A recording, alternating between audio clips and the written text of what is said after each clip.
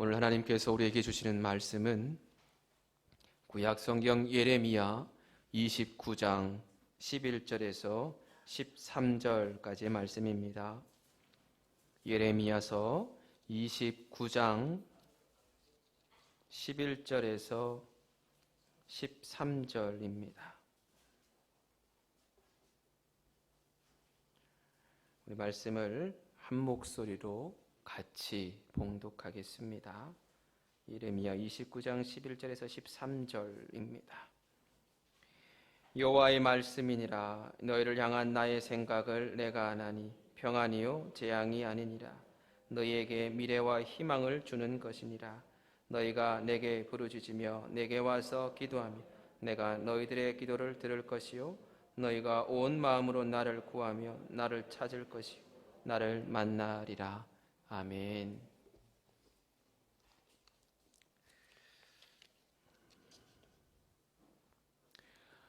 여러분, 최근에 뉴스를 보면서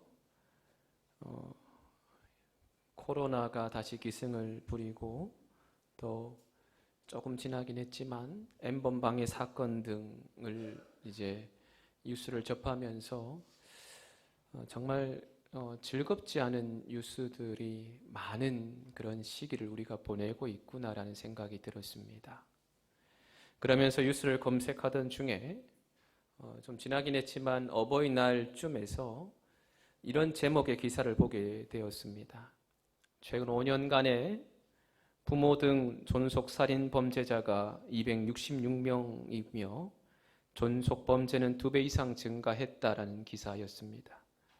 그리고 또 이런 기사도 보았습니다. 하루 20여 건꼴로 발생하는 가정폭력, 우리 사회의 가정은 어디로? 라는 이제 주제였는데 기사의 요지는 이렇습니다. 2019년 한 해 동안 무려 7,500여 건의 가정폭력 신고가 들어왔고 이것뿐만 아니라 신고하지 않은 것을 감안하면 그 기사에서는 상상을 초월할 거다, 그런 요지였었습니다.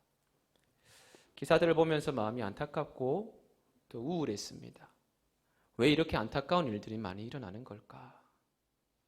누구는 이것을 구조적인 문제로 지적하면서 사회개혁이니 혹은 구조의 문제를 해결하면 된다라고 합니다. 저도 거기에는 어느 정도 일정 부분 동의하는 바입니다. 그러나 그 내면을 조금 더 깊게 들여다보면은 결국은 이것은 인간의 근본적인 상처에 대한, 그리고 이 상처가 악순환이 되어서 쓴뿌리가 나기 때문이 아닐까라는 생각을 해보게 됩니다. 만약 그 상처가 저절로 아물면 되는데 이것은 그렇게 아물지 않고 꼭 악순환의 사이클을 동반하게 된다는 거죠. 사람이 처음에 상처라는 것을 받게 되면 그리고 그 상처가 지속적으로 그 사람에게 영향을 주게 되면서 그 사람은 자신도 모르게 부정적 사고 체계를 가지게 되고 그리고 부정적 사고 체계는 죄와 불순종을 낳으면서 결국은 그것은 삶 자체가 어둠에 있는, 흑암에 있는 삶의 모습이 될 수 있다는 것입니다. 그래서 성경에서도요, 히브리서 12장 15절의 말씀에 보면 이런 말씀이 있습니다. 너희는 하나님의 은혜에 이르지 못하는 자가 없도록 하고 또 쓴뿌리가 나서 괴롭게 하여 많은 사람이 이로 말미암아 더럽게 되지 않게 하며 라고 합니다.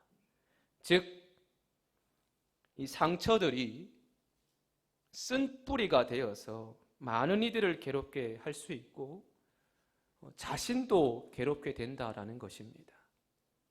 말씀을 묵상하면서 저는 이것을 한마디로 정의하자면 오늘 말씀의 제목인 깨어진 샬롬이라고 표현하고 싶습니다. 깨어진 샬롬. 여러분, 이 샬롬이란 뜻 잘 알고 계실 겁니다. 이것은 인사의 이스라엘의 말인데요.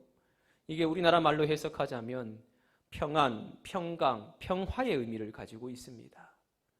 일상적인 용어로는 이렇게 인사로 쓰이지만 이 언어는 그 어원이 성경에서 출발되었죠.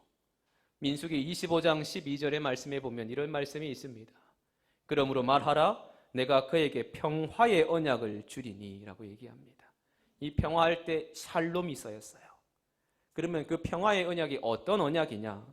이것을 24장 10절에 이렇게 설명을 하고 있습니다. 이사야서 54장 10절에 이렇게 설명합니다.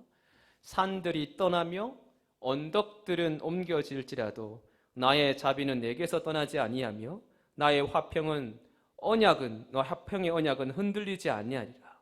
너를 긍휼히 여기시는 여호와께서 말씀하셨느니라. 바로 주님께서 우리를 떠나지 않는 것, 주님이 나와 함께하는 것, 이것이 샬롬의 의미라는 겁니다.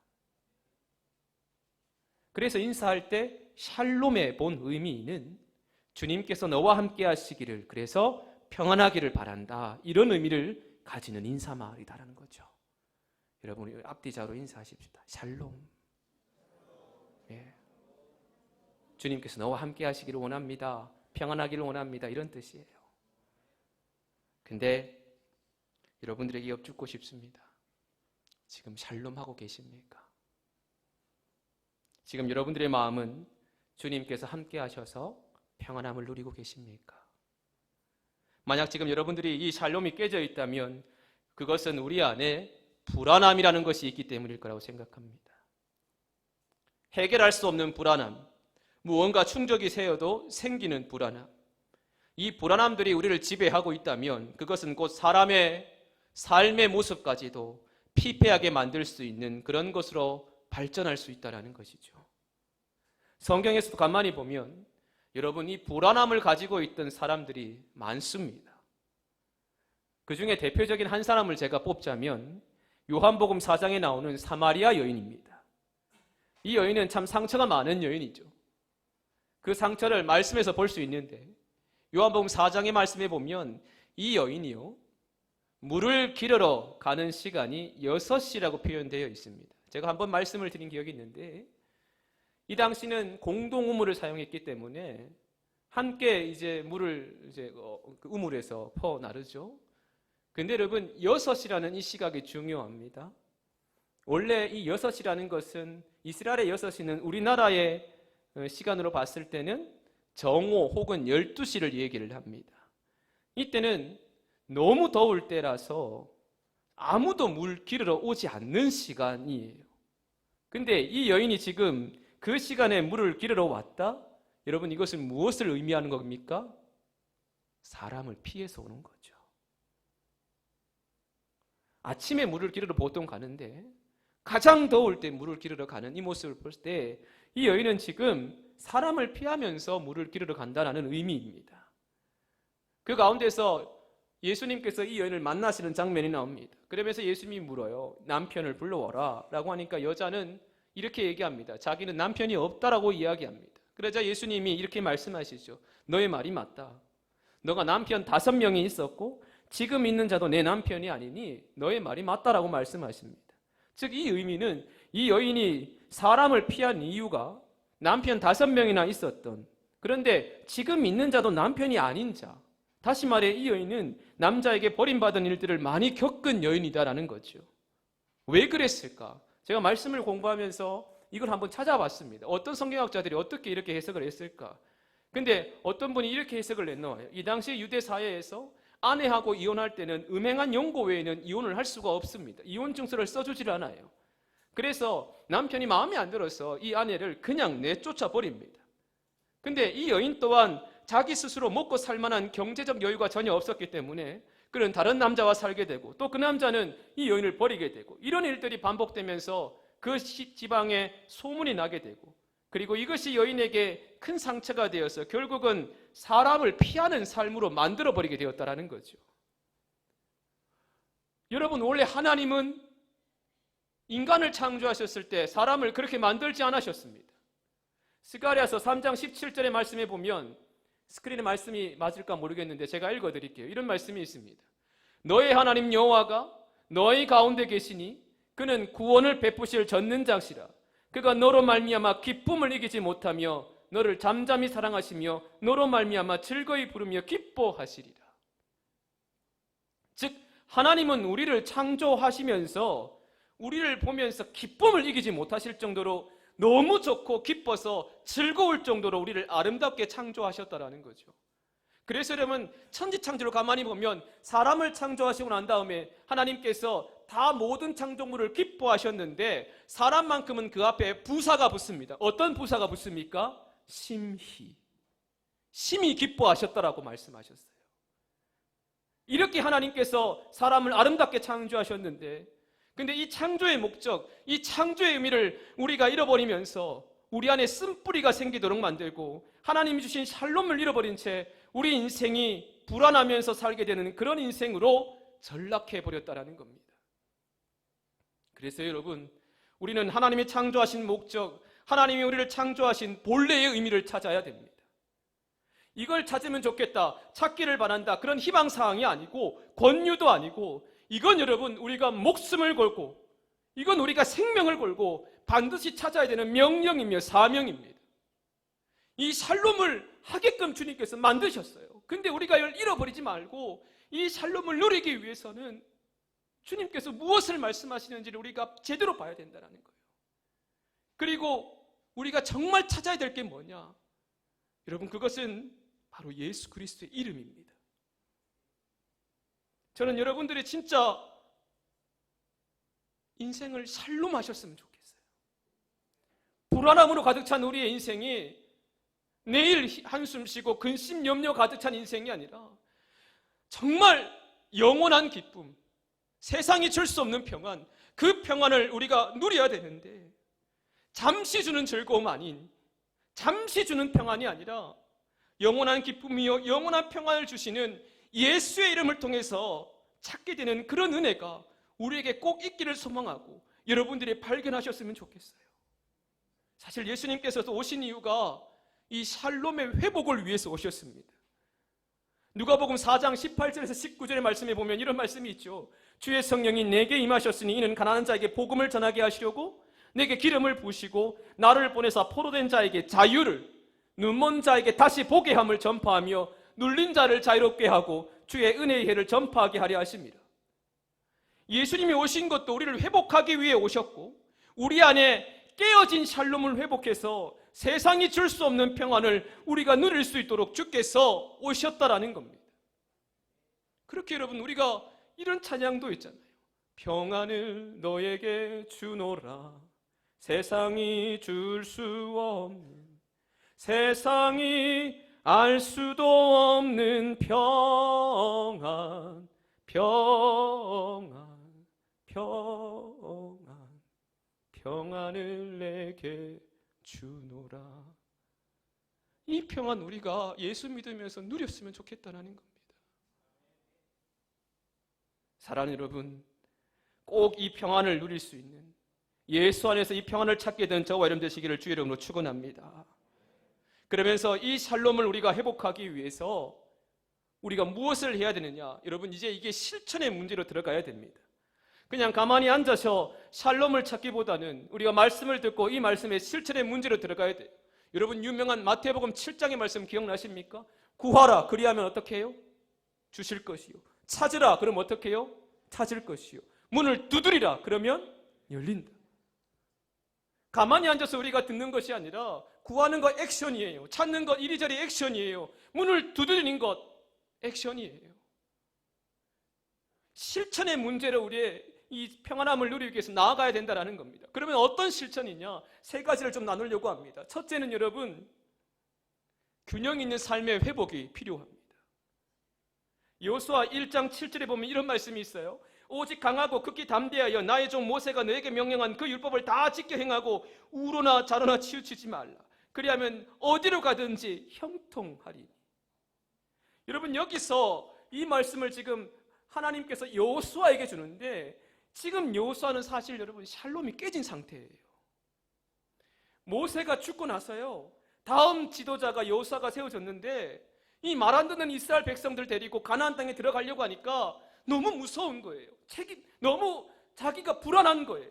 자신도 없고 그 자신 없음이 불안함으로 이어진 상태에서 굉장히 혼미한 상태였습니다. 그래서 여러분, 여호수아서 1장에 쭉 보면 강하고 담대하라, 두려워 말라, 담대하라, 이게 여러분 몇 번이나 반복이 돼요. 왜 반복이 되느냐? 두렵기 때문에, 불안하기 때문에 하나님이 여호수아에게 말씀을 주시는 거예요. 그때 하나님께서 이 말씀을 주시면서 우르나 좌우나 치우치지 말라라고 이야기합니다. 여러분, 저는 이 말씀이 하나님께서 여호수아에게 너의 불안함으로 인해서 잘못된 선택을 하지 말고 균형 있게 너의 삶을 말씀에 비추어서 나아가라, 이 말씀으로 들리더라고요. 여러분, 그런 말이 있잖아요.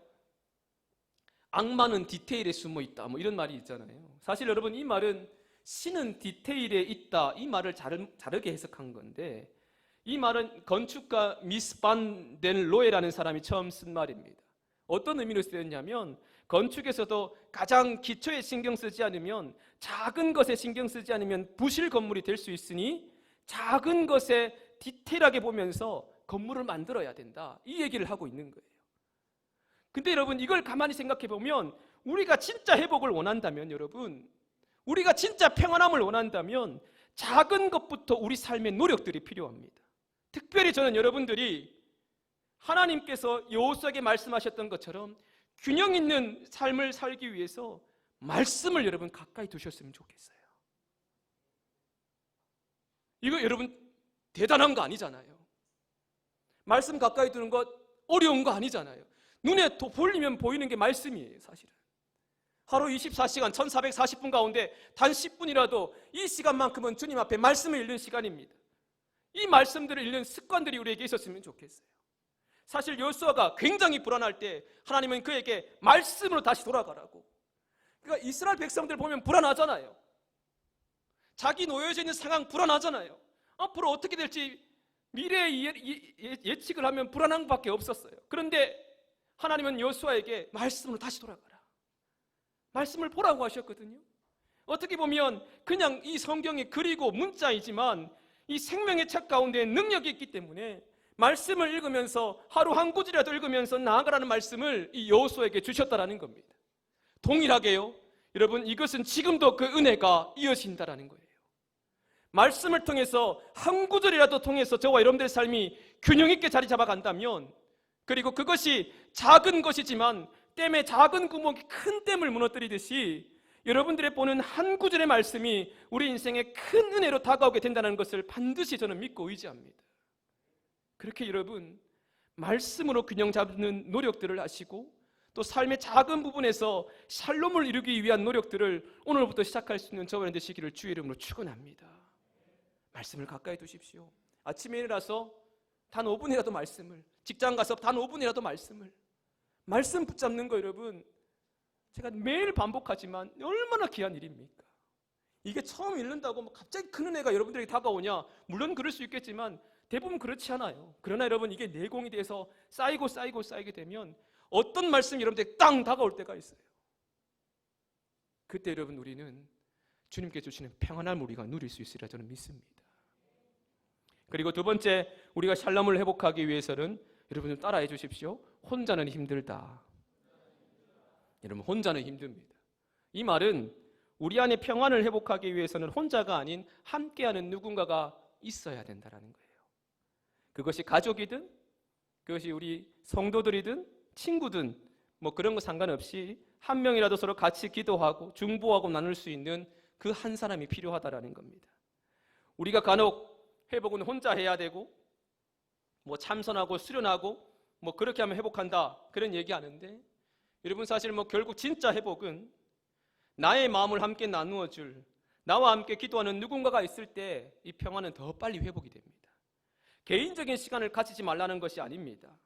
개인적으로 기도하고 개인적으로 자기 시간을 갖고 이런 것들은 꼭 필요하고 우리가 해야 되겠지만, 그 가운데서도 나와 함께 기도하고 나의 마음을 함께 나눌 수 있는 한 명의 사람이 우리 인생에 있을 때 우리는 이 샬롬을 더 빠르게 경험하게 되고 회복하게 된다는 거죠. 그래서 여러분, 예수님께서도 마태복음 18장 19절에 보면 이런 말씀이 있습니다. 진실로 다시 너희에게 이르노니 너희 중에 두 사람이 땅에서 합심하여 무엇이든지 구하면 하늘에 계신 내 아버지께서 그들을 위하여 이루게 하시리라. 즉, 한 사람이 아닌 함께 기도할 때 그 역사가 더 크심을 말씀하셨어요.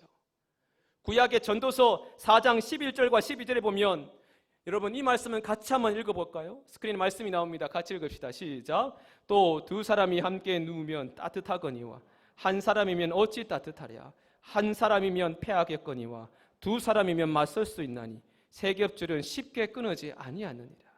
아멘. 실도 여러분 한 줄이면 쉽게 끊어져요. 그러나 이게 두 줄, 세 줄 되면 어려워요.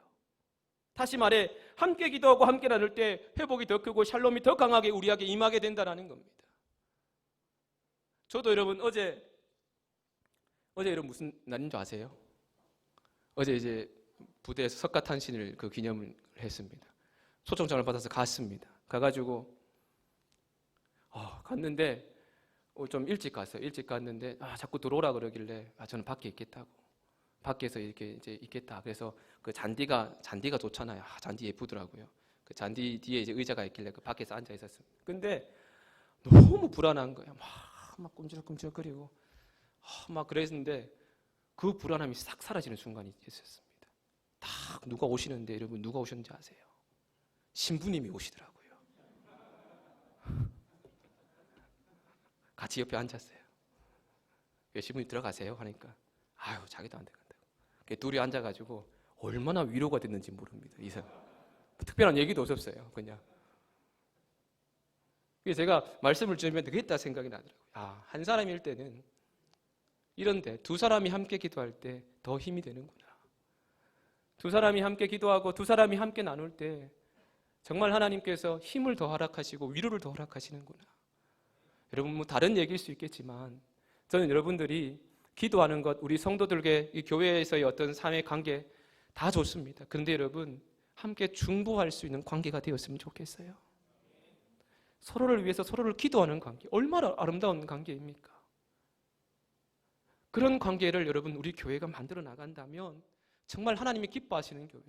오늘 말씀처럼 한 사람이 기도하는 것보다 두세 사람이 기도할 때 더 크게 역사하시고 한 줄보다 두세 줄, 세 줄이 더 강하게 역사하는 그런 귀한 은혜가 우리에게 있을 줄 믿습니다. 그리고 평안이 우리에게 있을 줄로 믿습니다. 마지막으로 세 번째는 주의 은혜를 사모하자라는 건데요. 이건 뻔한 이야기인 것 같지만 실제로도 뻔한 이야기입니다만 그러나 너무나 간절하게 우리가 사모해야 할 소망이고 마음이에요. 우리 안에 샬롬을 회복하기 위해서는 앞에 거 얘기했습니다만 근본적인 주님에 대한 열망이 있어야 됩니다. 여러분 오늘 우리가 읽은 말씀의 제목이 말씀이기도 하지만 다시 예레미야 29장 11절에서 13절 말씀을 같이 한번 읽어볼까요? 스크린에 말씀이 나옵니다. 같이 읽읍시다. 여호와의 말씀이니라. 너희를 향한 나의 생각을 내가 아나니 평안이요 재앙이 아니니라. 너희에게 미래와 희망을 주는 것이니라. 너희가 내게 부르짖으며 내게 와서 기도하며 내가 너희들의 기도를 들을 것이요 너희가 온 마음으로 나를 구하면 나를 찾을 것이요 나를 만나리라. 아멘. 여러분 우리가 샬롬을 회복하기를 원한다면 우리 안에 거짓 평안이 아니라 진짜 평안을 우리 삶 가운데 누리기를 소망한다면 여러분 우리는 주님 만나는 은혜, 주님께 나아가려고 하는 열망이 반드시 있어야 됩니다. 특히 주님 주시는 샬롬은 오직 은혜예요. 그 무엇으로 살 수 없고 그 무엇으로 대체할 수 없는 은혜입니다. 여러분 우리가 신앙생활하면서 주님에 대한 열망을 여러분 얼마만큼 가지고 있습니까? 주님에 대한 열망이라고 해서 막 이단처럼 그런 게 아닙니다. 정말 순수하게 주님을 만나고 그 만남 가운데 주님께서 나를 회복시켜 주시고 평안으로 인도해 주시려는 기대감을 가지고 있느냐라는 겁니다. 오늘 말씀도 사실 이 예레미야가 백성들에게 하는 말은 이런 말이에요. 너네 지금 주님에 대한 기대감을 가지고 있냐? 그런 기대감을 가지고 주님 찾고 있냐? 이 묻는 거예요. 주님께서 창조하신 가장 아름다운 걸작품이 바로 우리인데 주님께서 일방통행으로만 우리에게 말씀하시는 게 아니라 너의 기도를 통해서 나와 함께 가자. 너의 삶 가운데 내가 함께 하자. 이렇게 주님께서 우리에게 먼저 제안하시고 먼저 다가와 주시기에 예레미야는 그런 주님의 손을 잡자. 이걸 지금 얘기하는 거예요. 사랑하는 여러분, 주님께서 우리에게 늘 손을 내밀고 계십니다. 이 손 잡으라고. 이 손 잡고 나와 함께 가자라고. 여러분 진짜 회복이요? 샬롬이요? 다른 뭔가 만족이 되고 충족이 되면 잠시는 있을 수 있겠죠. 그러나 여러분 곧 사라집니다. 진짜 회복과 진짜 샬롬은 주님 만나는 것부터 시작됩니다. 예수의 이름에서부터 그 역사가 시작이 되고 예수의 이름에 능력이 있기에 그 능력이 우리를 회복의 길로 인도하시고 샬롬을 누리는 축복을 우리에게 주신다라는 것입니다. 여러분 부디 그 주님의 손을 잡고 우리의 인생을 살아가는 저와 여러분 되시기를 바랍니다. 주님께 기대감을 가지고 온 마음으로 주님을 찾을 수 있는, 그리할 때 주님을 만나는 놀라운 역사가, 주의 은혜가 우리를 인도하는 역사가 저와 여러분들의 삶 가운데 경험되어지기를 주의 이름으로 축원합니다. 이런 말씀을 마무리하겠습니다. 오늘 우리는 깨어진 샬롬, 그리고 그 샬롬을 회복하기 위해서 무엇을 해야 하는지를 함께 나누었습니다. 균형 있는 삶의 실천, 작은 것부터, 말씀부터, 그리고 두 번째는 기도하고 마음을 함께 나눌 수 있는 누군가가 있는 것, 그리고 세 번째는 주의 은혜를 사모하는, 주님 만나기를 기대하고 열망하는 그 마음, 이렇게 세 가지를 나누었어요. 제가 말씀을 이제 마무리하고 적는데 이런 글을 하나 발견했습니다. 한번 들어보십시오. 여러분, 네잎 클로버가 찾기 쉽습니까? 아니면 새잎 클로버가 찾기 쉽습니까? 당연히 새잎 클로버가 찾기 쉽죠. 그러면 이 뜻이, 네잎 클로버의 뜻은 여러분 다 아시죠? 행운이란 뜻이더라고요. 근데 새잎 클로버의 뜻은 제가 몰랐는데 그 책에 이렇게 표현되어 있습니다. 행복이라는 뜻을 가지고 있답니다. 여러분, 저는 여러분들이 행운을 바라는 인생이 아니라, 그리고 찾기도 힘든 행운을 쫓으며 인생을 사는 우리가 아니라, 너무나 주위에 많지만 그래서 너무나 많아서 평범해 보이는 행복을 찾는 우리가 되었으면 좋겠어요. 예수라는 이름이 너무 평범해 보이죠. 예수라는 이름이 너무 흔하게 들리죠. 그러나 그 예수의 이름에 여러분 생명이 있고, 그 예수의 이름에 평안이 있고, 그 예수의 이름에 은혜가 있음을 꼭 깨닫고, 예수의 이름을 가지고 살아가는, 예수의 이름을 우리 마음 가운데 품고 살아가는 정말 저와 여러분들이 되어서 우리의 삶이 궁극적인 샬롬을 이루는, 세상의 그 무엇도 빼앗을 수 없는 주의 주신 그 샬롬을 이루며 나아가는 우리 모두가 되시기를 주의 이름으로 축원합니다.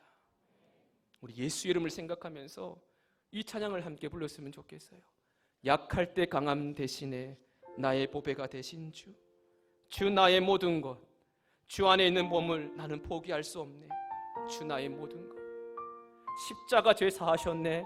주님의 이름 찬양해. 주 나의 모든 것, 쓰러진 나를 세우고 나의 빈 잔을 주님 채워주시네.